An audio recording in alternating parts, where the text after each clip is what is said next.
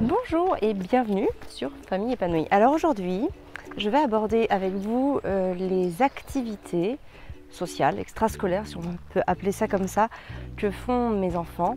Et ça me donnera l'occasion d'évoquer avec vous cette question de la socialisation et surtout comment je l'aborde, comment je la gère, voilà, tout simplement. Alors il faut savoir que Arthur, déjà, mon aîné a 7 ans, Gaspard a 4 ans et Constance a 2 ans. Donc ils n'ont pas tous les mêmes besoins en termes de socialisation. On va dire que d'une manière générale, celui qui est le plus en demande actuellement, c'est Arthur. Donc Arthur, il a donc 7 ans, il n'est pas scolarisé et il va actuellement 2 jours entiers par semaine à des ateliers Montessori. Donc il fait 9h-17h sur 2 journées, le mardi et le jeudi. Gaspard va avec lui durant ces ateliers Montessori. Donc évidemment, lorsqu'ils sont là-bas, ils sont en contact avec d'autres enfants. Gaspard est dans un groupe de 3-6 ans, puisqu'il a 4 ans, et Arthur est dans un groupe de 6-9 ans, mais un 6-9 ans plus parce que je crois qu'il y a quelques enfants qui ont plus de 10 ans. Je crois qu'il y en a 1 ou 2 qui ont plus de 10 ans. Donc ce sont des tout petits groupes, des toutes petites structures, ils sont quelques enfants. J'ai pas le nombre exact parce que comme c'est aussi très adapté à l'instruction en famille et donc aux familles qui pratiquent l'instruction en famille, c'est assez flexible et donc tous les enfants ne se retrouvent pas comme à l'école tous les jours. Voilà, il y en a qui vont venir le mardi, d'autres le vendredi, d'autres le jeudi, d'autres le lundi, parfois même certains juste le vendredi matin, d'autres le mardi toute la journée. Bon voilà, c'est assez flexible, tu l'auras compris. Mais voilà, ils sont un petit groupe d'au moins une dizaine. Et donc voilà, petite structure très contenante. Ça leur va très bien, ça leur permet aussi d'aborder beaucoup d'apprentissages plus formels, comme la lecture, l'écriture, les mathématiques, que moi j'ai un petit peu moins de plaisir à faire avec eux. Donc évidemment, ces ateliers sont aussi l'occasion pour Arthur et Gaspard d'échanger avec d'autres enfants. Pour la petite info, il faut savoir que Arthur va aux ateliers depuis qu'il a 3 ans et demi. Et donc Gaspard aussi, il va depuis qu'il a 3 ans. Donc Gaspard, ça va être sa 2e année là. Et Arthur, c'est sa 3e ou 4e année. Peut-être qu'il avait 3 ans et demi. Donc ça leur permet voilà, de travailler les apprentissages formels, mais également de pouvoir passer du temps avec d'autres enfants parce qu'évidemment, comme ils y sont toute la journée, il y a aussi des temps de goûter, il y a aussi des sorties à l'extérieur. Enfin bref, voilà, ils partagent du temps avec d'autres enfants. Par rapport à ça, Arthur est très content d'y aller. Quant à Gaspard, un peu moins, mais finalement, à chaque fois qu'il y a, il est quand même très content et ça lui va tout à fait.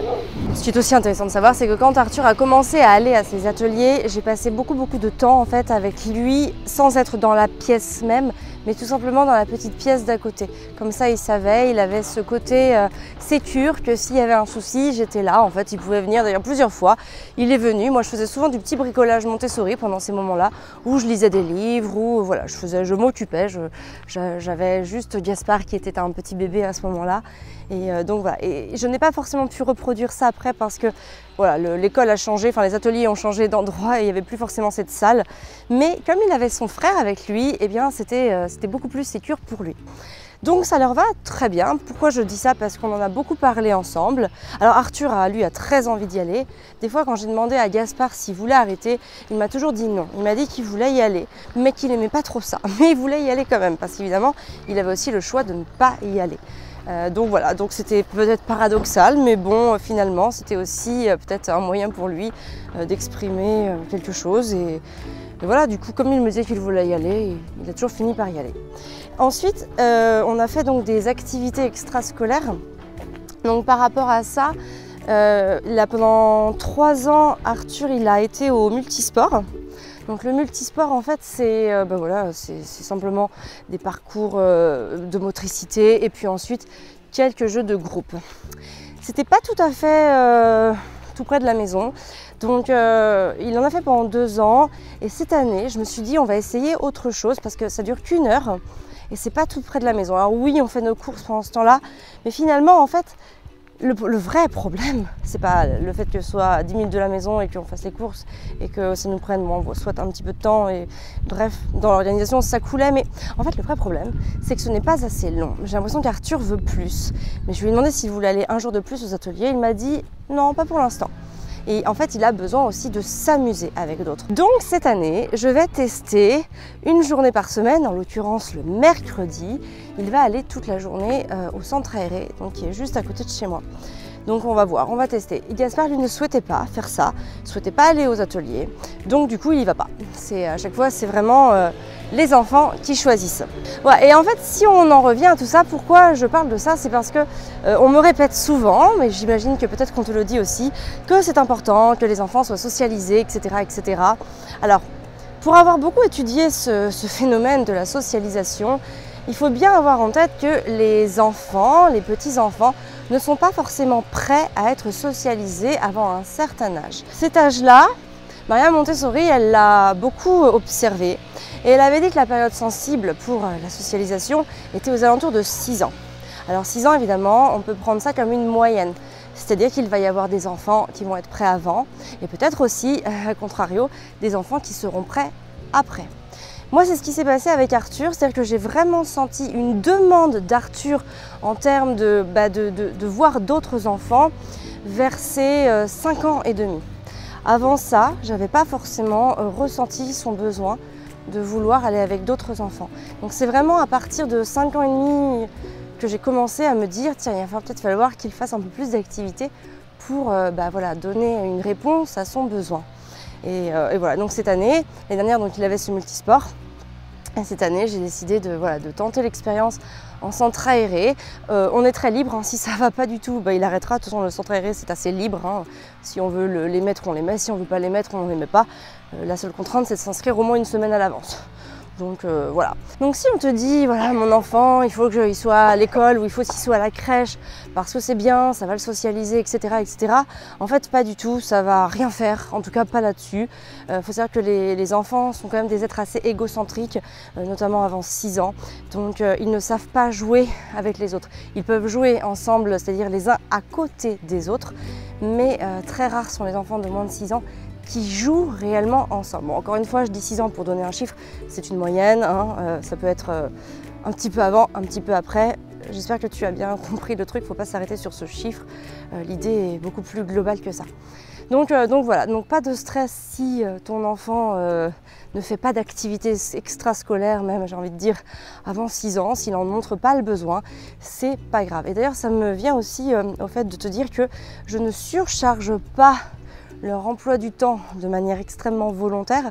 C'est-à-dire que je reste persuadée que nos enfants ont aussi besoin d'avoir du temps pour ne rien faire, ou en tout cas pour faire ce qu'ils veulent, mais qu'ils ne soient pas toujours contraints à un rythme qui en fait favoriserait donc le remplissage, c'est sûr, mais à côté de ça qui aille trop vite et un rythme dans lequel ils n'auraient pas le temps de s'ennuyer, d'expérimenter des choses, de réfléchir à des concepts.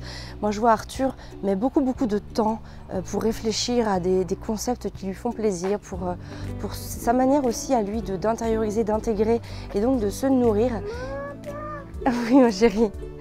Et donc je sais aussi que si je remplis trop son emploi du temps, il n'aura plus ces temps justement qui vont lui permettre d'absorber la matière quelque part.